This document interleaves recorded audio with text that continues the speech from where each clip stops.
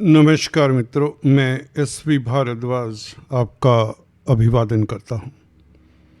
राहु, जी हाँ दोस्तों, धनु राशि धनु लग्न के लिए राहु के प्रभाव को जानेंगे।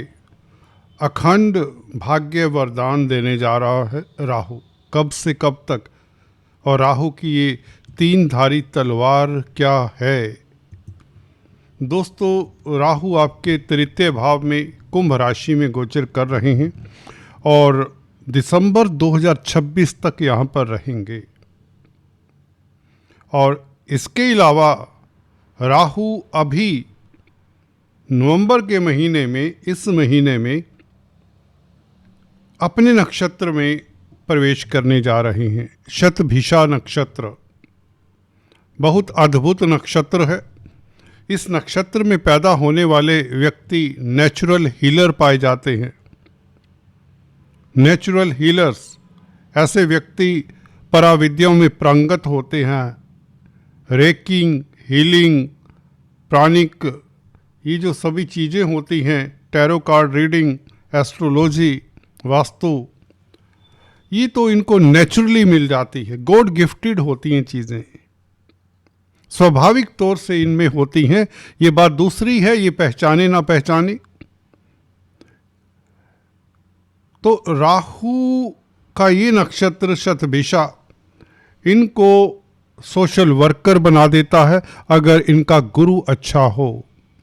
ऐसे जातक अगर इनकी कुंडली में देवगुरु बृहस्पति अच्छे हों, केंद्र में स्थित हों, या केतु के साथ हों, देवगुरु बृहस्पति शतभिषा नक्षत्र में पैदा हों, तो व्यक्ति उच्च कोटि का दार्शनिक, फिलोसफर और पराविद्याओं में पारंगत, अच्छा हीलर्स, अच्छा डॉक्टर, आयुर्वेद डॉक्टर, और एक क्या कहते हैं, इस संसार में अमिट छाप छोड़ने वाला होता है।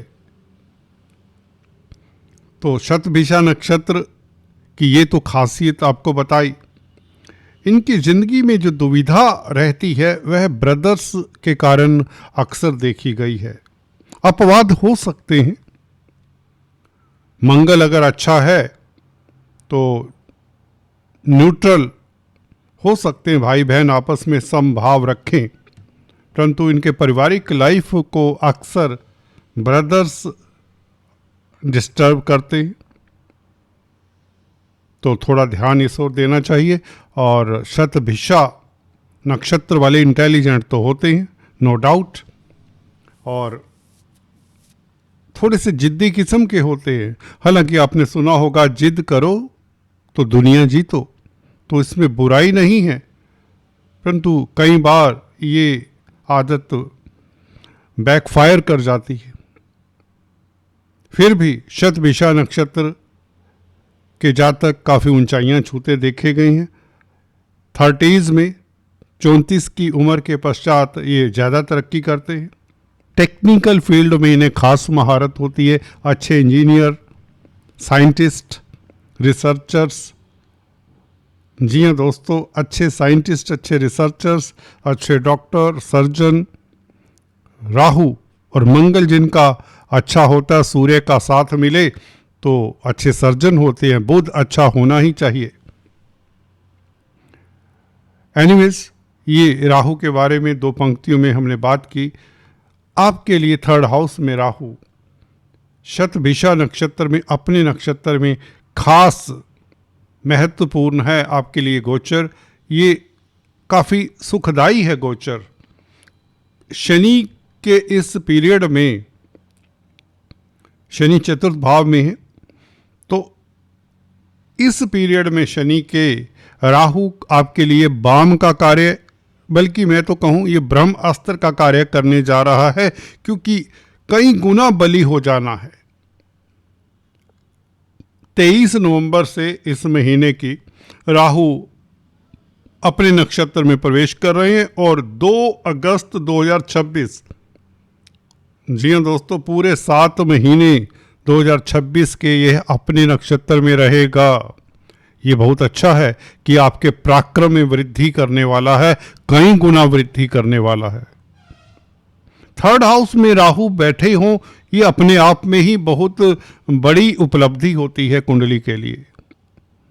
ऐसा जातक हार नहीं सकता, कोई हरा नहीं सकता।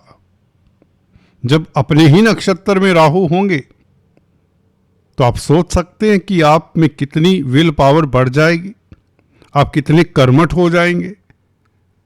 मुश्किल कार्यों को भी आसानी से करने वाले होंगे, ये बात अपने जिगर में उतार लीजिए।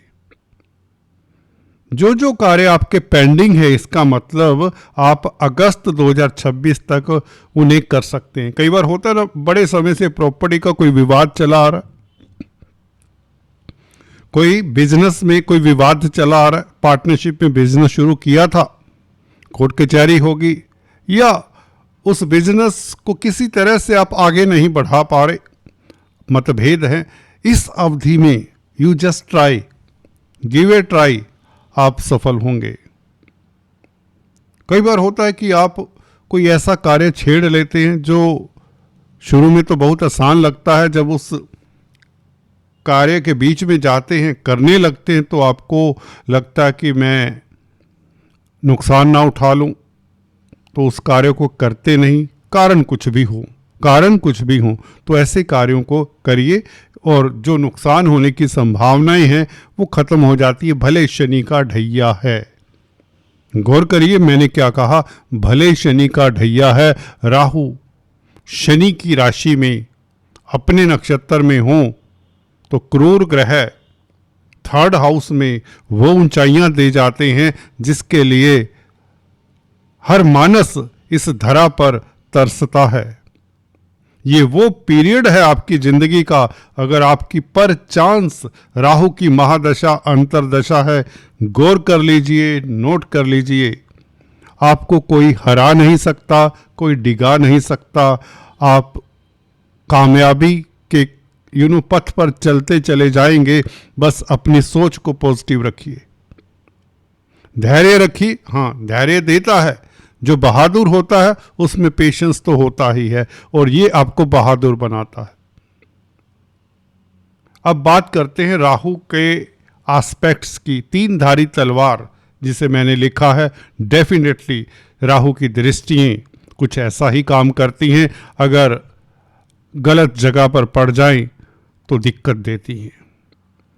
सप्तम भाव के ऊपर पंचम दृष्टि, ये उच्च की दृष्टि है दोस्तों। राहु की ये दृष्टि उच्च की है। मिथुन राशि में राहु उच्च के माने जाते हैं, बल्कि होते हैं। कुछ एस्ट्रोलॉजर, कुछ ज्योतिषाचार्य वृषभ राशि में भी उच्च के मानते हैं। जैसा भी है, वृषभ में भी और मिथुन में भी राहु स्ट्रोंग होते हैं, उच्च जैसा ही फल देते हैं। दोनों राशियों में हमारा एक्सपीरियंस यही कहता है। तो राहु की दृष्टि गुरु के ऊपर और गुरु की दृष्टि राहु के ऊपर। हाँ, 5 दिसंबर से ये स्थिति होगी गुरु की। अभी गुरु कर्क राशि में है, परंतु 5 दिसंबर से सप्तम भाव में बहुत ही लाभकारी स्थिति में वापस प्रवेश कर जाएंगे। सप्तमस्त गुरु कमाल करते हैं दोस्तों।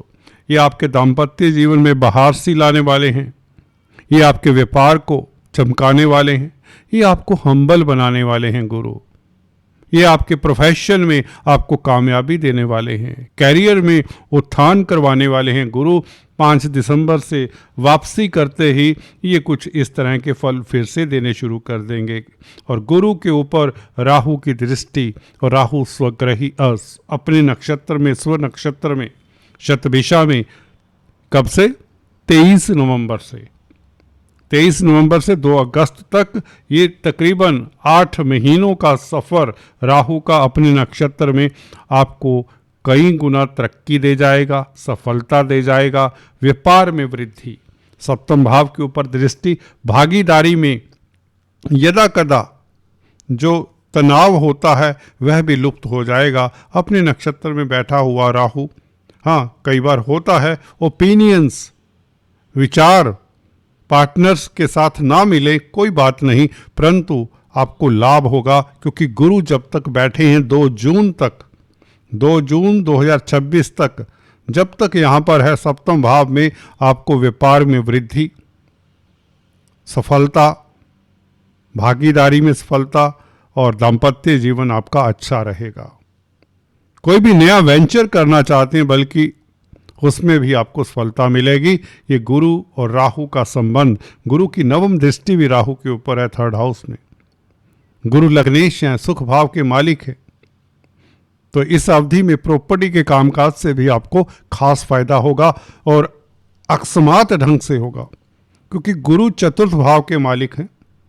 गुरु लग्नेश होकर 4th भाव के मालिक है। 4th भाव प्रॉपर्टी का भाव होता है, जमीन जायदाद पेरेंटल प्रॉपर्टी का होता है।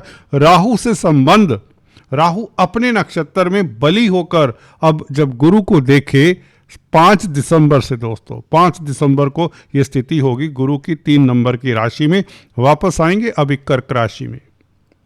तो अकस्मात ढंग से 5 दिसंबर से आपका प्रॉपर्टी का कारोबार उछले, प्रॉपर्टी में इन्वेस्ट करने से लाभ हो, पेरेंटल प्रॉपर्टी इत्यादि से भी फायदा हो, पेरेंटल प्रॉपर्टी का कोई विवाद है, कोई कंफ्यूजन है, वह दूर हो।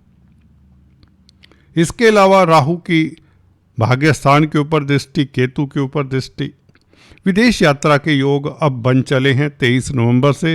राहु का अपने नक्षत्र में आना, छोटी बड़ी यात्राओं से भी लाभ होगा। 3rd हाउस में राहु, भाई बंधुओं से फायदा हो। जी हाँ दोस्तों, इन्फॉर्मेशन से फायदा हो। आपको इस अवधि में कोई सटीक, कोई कारगर, कोई महत्वपूर्ण इन्फॉर्मेशन मिलेगी जो आपकी ज़िंदगी बदल सकती है, जो आपके कैरियर के लिए बहुत अच्छी रहेगी। हो सकता है कई बार आप कोई रिसर्च कर रहे हैं, उसमें सफलता मिल जाए उस इन्फॉर्मेशन के कारण। कुछ ऐसे तथ्यों का पता चलेगा आपको जिससे आप अनजान थे कहीं तो कुछ सुखद समाचार मिलने का योग, कम्युनिकेशन से लाभ हो। आपका नेटवर्क सर्कल भी आपके काम आएगा। आपके अड़ोसी पड़ोसी आदि इत्यादि, आपका कॉन्टैक्ट सर्कल आपके लिए काफ़ी महत्वपूर्ण सिद्ध होगा इस अवधि में, जब ये अपने नक्षत्र में प्रवेश होते हैं, और भाग्यशाली रहेंगे। धर्म के प्रति आपकी जिज्ञासा बढ़ेगी। 11वें भाव के ऊपर राहु और जुपिटर की दृष्टि, राहु स्वग्रही होकर, राहु अपने नक्षत्र में होकर गुरु के साथ 11वें भाव को देखें तो लाभ ना हो ये हो नहीं सकता। गुरु वैसे ही लाभ स्थान के कारक होते हैं। राहु के संग 11वें भाव को देखेंगे तो उपच स्थान है, क्रूर ग्रह की दृष्टि, राहु की दृष्टि स्ट्रोंग होकर, बली होकर 10 गुना ज़्यादा बल मिल जाएगा राहु को। यूं कहें साफ लफ्जों में, तुला राशि ये भी शुक्र की राशि है, तो राहु की ये दृष्टि भी आपके लाभ में वृद्धि करने वाली है। धन में वृद्धि करने वाले मित्रों का साथ मिलेगा, समाज में प्रतिष्ठा बढ़ेगी, घर में मांगलिक कार्य की योग बना देती है ये राहु की और गुरु की दृष्टि 11वें भाव के ऊपर। जो अभी तक हो नहीं पाया, जो आप संपन्न कर नहीं पाए, क्योंकि शनि अभी वक्री चले आ रहे थे, शनि भी मार्गी हो रहे हैं नवंबर में। 23 नवंबर को राहु अपने नक्षत्र में, 28 नवंबर को शनि मार्गी, तो समझिए नवंबर से ही आपकी तरक्की का बिगुल बज जाता है। शुरू होता है ये बदलाव का समय, ये महत्वपूर्ण सुखद समय शुरुआत दौर में आपको ले जाता है। कुछ जातकों की इस अवधि में, दिसंबर के महीने में 5 दिसंबर से शादी ब्याह के योग बनते हैं। सिंगल्स हैं तो definitely get ready for marriage life के लिए तैयार हो जाइए, आपके लिए बहुत अच्छा समय है। और अदरवाइज जो ऑलरेडी विवाहित हैं उनके लिए भी समय उत्तम रहेगा। कुल मिलाकर शनि के ढैये का प्रभाव इस राहु के शुभ गोचर के कारण और गुरु के अति शुभ गोचर के कारण बहुत बेहतर रहेगा। शनि ढैये का प्रभाव निरस्त हो जाएगा इस राहु और गुरु के गोचर में। दोस्तों, चर्चा को आगे बढ़ाने से पहले आपसे निवेदन, अगर आप पहली बार आए हैं तो कृपया सब्सक्राइब करने के पश्चात बेल आइकन दबा दें।